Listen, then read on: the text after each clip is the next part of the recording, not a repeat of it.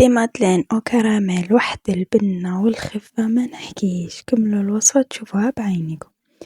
في ريسيبيون درت ربع حبات بيض، رشها ملح، شوية لافاني، نص كاس سكر وكيس فلون كراميل.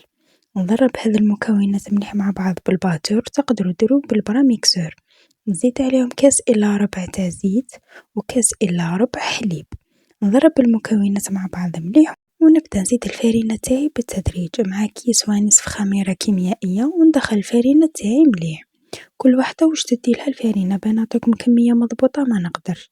كي تشوفوها ولات بهذا القوام وبهذا الشكل حبسوا الفرينة تاعكم. أنا باه تجيني الخدمة سهلة الخليط تاعي فرغته في طاس باه تجيني خدمة سهلة ونظيفة.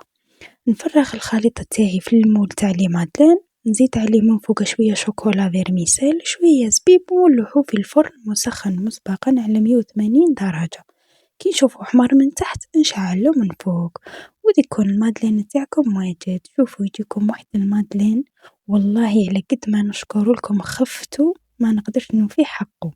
شوفوا بعينيكم خفيف كي الريشة تقول بونج. جربوا الوصفة وادعيولي بالخير، لأنه نضمن لكم إذا جربتوها مرة مو حال تزيدوا تبدلوا.